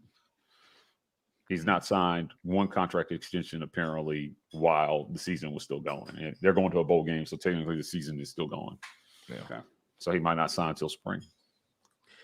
Perry Unlikely says, what Hugh Freeze has accomplished at the places he has been is more impressive than any coach Auburn has hired in the last 25 years prior to the hire. I don't disagree that what he's done football-wise has been good. I've always taken into account where are you at, what do you have to work with. Now, what did you do with it? Is that a low bar, though? Is that a low bar? Yeah, I was about to say, I don't we haven't, because we haven't gone after. Brian Harsin had done more at his previous stops than most Auburn. I just want us to stop making bad comparisons. Is all. Like when we're having these conversations that I can literally throw shade or amp up pretty much any hire. Like there's very few truly bad hires that you can make, because a lot of what happens with that hiring situation is circumstantial around more than who that head coach is. Right. But yeah, that is a pretty low bar, honestly. Yeah, I think it's a low bar. Sure. I mean, Gene Chizik was 5-19 at Iowa State. Gus was Gus. Gus had won. He won the Sun Belt. Yeah, but again, is that part of the low bar? That's part of the low bar. Yeah, I mean, it's low. It's still low. Still low. Yeah. And then Brian Harsin might have been the most accomplished technically, but again, that bar was really low. So. Lisa Wise says, where does Coach Pearl fall into the narrative, Mike? Not challenging you, just curious. Yeah, I think we talked about this earlier, Lisa. Again, to me, yeah, and I don't want to get all the way into this, but like, it was a risk. He did break a rule that was in place, and it was a risk. But again, it's the AD's job to vet that and say, okay, we're going to make this higher, but you're not going to convince me that there wasn't a serious talk about, hey, you're bringing some baggage here. So if we're going to do this, we need to make sure that things are always on the up and up and transparent. And that's what they have been. So if you're going to hire this guy, you got to do the same thing. Personally, is what I think. So I'm all for that. Anybody can change if they want to. Right? Anybody can change if they really have the want to. But I also am of the belief that people spend hundreds of hours and thousands of dollars in therapy trying to change who they are because it's hard to do. It's really difficult to do. So, all the actual statements. Yeah. So at the end of the day, do you know who you're hiring? Right? They felt like they knew who they were hiring, and Bruce. And to be clear on the record, I loved the Bruce Pearl hire. I never questioned it, not one time. Because I thought the nature of what he did, like it wasn't even the rule that he broke that really got him in trouble. It was the lie after the fact. Barbecue. I mean, it was some coleslaw out there. I don't know about barbecue. You lying? And the NCAA has been pretty clear, right? Like, listen, he should have been punished for inviting someone to a cookout with nothing but coleslaw. I know, right? That is a violation, right? Okay. There were raisins in the potato salad. Your ex, but like, That's hilarious. he had. I mean, to me, the NCAA has been pretty clear about how they feel about if you make them have to work to find the truth, they're going to hammer you. You're right.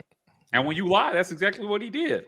Do I think somebody can learn from lying? Yes, I do. But there are other things I think that may be more ingrained into more serious character issues than lying, that maybe you deserve a little bit more vetting and more of a look. So to me, the Bruce Pearl thing wasn't that serious, although based on the argument that I made earlier, you'd be stupid if you were the AD not to question it, why it happened, and then have that guy convince you that it's not going to happen again. Right. That's all I'm saying about it. That's all I'm saying about it. Yeah. Christian Crawford says John Cohen's job is on the line with this. I wouldn't go this far. Every AD's job is on the line with who they hire. So that's not a nonsensical statement. It's a little early in his tenure to say he's on like a hot seat proverbially, but your job as AD is to hire coaches and run athletic programs. So yes, your job is on the line if you make a bad hire. Yeah, I would counter and say his job is not on the line, because I think it's definitely not on the line immediately. Yeah. I think that he would get a chance at a second hire. Yeah, for sure. Before his job was on the line. Yeah, I think he would get a shot at the second hire before his job was on the line for sure. Damian Smith says, what's the drop deadline date for hiring a coach? I believe we have some more official visits for recruits we can use, as well as needing to have in place for when the transfer portal opens. So here's the thing. They don't have to remove the interim title from Coach Cadillac at any point in time. So until we have an official head coach, Cadillac will act as head coach. So there's not really a drop dead date. I've said this before many times. There's not really an ideal time to hire and fire coaches. You just want to get it done as quickly as you can so the transition can happen as quickly as possible. But now, what would the preference be before the transfer portal opens? Like you want someone who has had a chance to put their staff in place and start selling their vision to potential transfers the minute that they're eligible to make that transfer official. What time is Wednesday church service? I don't know. Because that's when you need to have a coach hired, right? Like before the praise and worship team starts warming up on Wednesday, you better have a guy hired, in my opinion, right? Like people need to know who the coach is going to be. These guys need to know who the coach is going to be. They need to know what kind of system they're going to be playing in, and they need to know if it's going to be a good fit for them, and whether they're going to commit and some other guy is going to come in here and tear the whole thing up. Now, I will tell you this. Recruits are still committing, so it makes me think that there's some messaging about consistency that's going on in the recruiting process right now. Right. I think that maybe this is something that they've thought through and say, hey, we're vetting a coach, but you can expect this person, and this person to still be in place. And it makes me feel really good that they're going to retain Caddy no matter what. Right. AU Campbell says, go tell your wife you want to hire Hugh for the War Report and record her reaction. That's your answer on Hugh. I'm going to be honest with you, AU Campbell. My wife is going to look at me square in the face and say, who is Hugh? Exactly. my wife is going to be, and even after I explain to her who he is, she's actually going to ask me, where did you get money to hire somebody? So, so yeah, listen. I really don't want to get into this conversation. So. Yeah, I'll have a wife, so this is for the three of you. Yeah, no, I can explain all day, and my wife would be like, "Okay," and can go do something else. She doesn't care.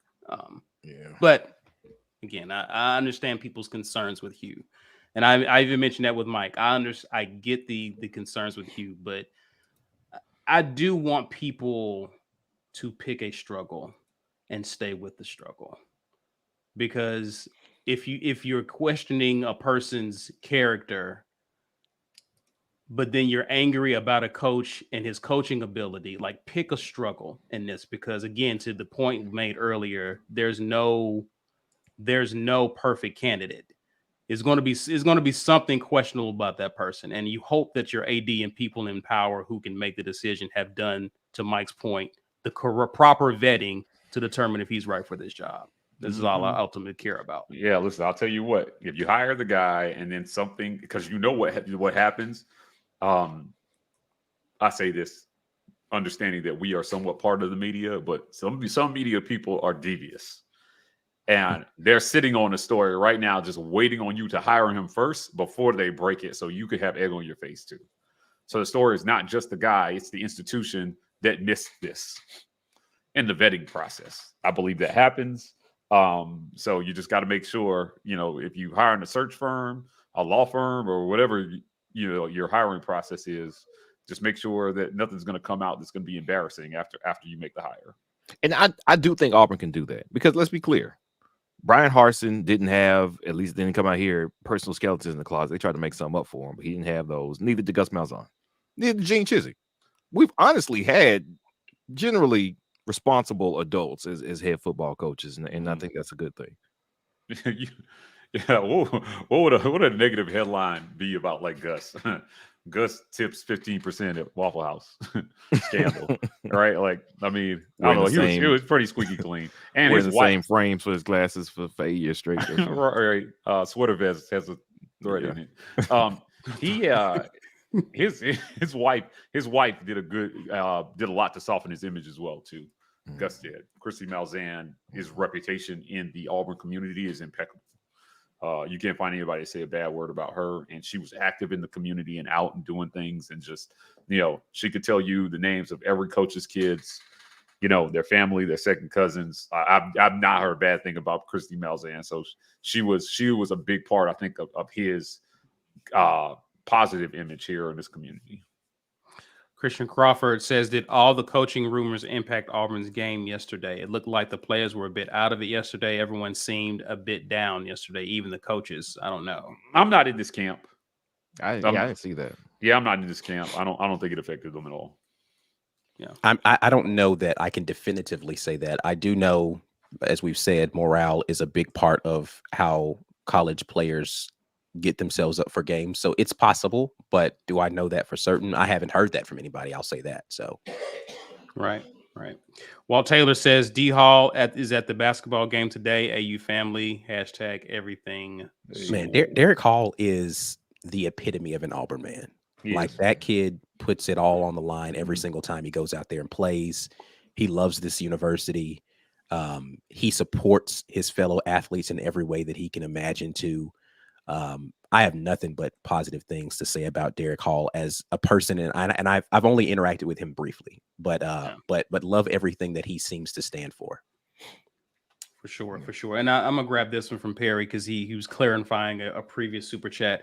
I was making the point that challenging Hugh Freeze from clearly a football standpoint is a bad take based on the garbage moves Auburn has continually made when hiring coaches. And I think he was talking about his coaching acumen or his ability to coach. I think people calling him Malzahn 2.0 and stuff like that. I would say this again. I would not be worried about quarterbacks under Hugh Freeze at all. Right. But if you're talking about his ability to win championships, I think that it's fair to challenge that. But we can hash that out. Let's say if we don't have a coach by like a certain time this week, do we want to have a nice coach debate? Yeah, definitely. Wednesday, if we don't have a coach by Wednesday, we'll do like a tournament of coaches that we've heard, and then have elimination rounds and then settle on one. So I told y'all already. If my mom walks out of here for Wednesday church and we don't have a coach, we have some family business we got to take care of. I guess we know what we're talking about on the Wednesday night show if we haven't gotten a hire. For sure, 100%. All right, guys. Well, Ike, tell the people what they need to be doing. Listen, I know that it's going to be hard for you all to relive the Iron Bowl, but we will go through this film and look at the Care Bear stare that happened. All of the hugs that were being handed out to our defensive linemen in detail. We will also look at the phantom muffed punt and all of the other things so that we can, as Bama fans like to say, cry about it together. It's therapy session. Don't worry about it. I got you. We're going to do that together, but you got to be a patron to be a part of that. If you are a member and you want to gift that membership to someone else or gift a membership, you're not giving yours away, but you're giving an additional one to someone else. You can do that right now in the live chat. Just hit the gift box there and gift a membership to someone else. Congrats to our guy who won today. But if you want to purchase your own War Report merch, we've got plenty of it available. Go straight to thewarreport.com and click on the shop to be able to go in there and get your own merch and get your weight up in that way. And we appreciate the support in whatever ways you all want to give. We are going to have more and more as we get into basketball season, more and more audio only content, just because we want to be able to talk about all the things that are happening with Auburn Sports, but we want to make sure that our live stream has enough room to get into some other nuanced topics as well. So more and more audio content coming to you in the Auburn Express that you can only get in your podcast platforms, also getting some rebroadcasts of the live stream stuff there. So make sure you check in with us at the Auburn Express, powered by the War Report. And guys, we want to thank you for hanging out with us. Before you get out of here, always remember to share this video on social media. That is Facebook and Twitter. Smash that like button. Subscribe if you're new to our channel. You can interact with us on social media as well. You can find us Instagram, Twitter, even Facebook at The War Report. And we're TW Report on TikTok. That's it for now, guys. We will definitely be back with you on Wednesday. Maybe we'll have a coach. Maybe we'll have a coaching discussion. Either way, we will see you on Wednesday. Until then, enjoy the rest of your weekend. And as always, War Eagle. War Eagle. War Eagle.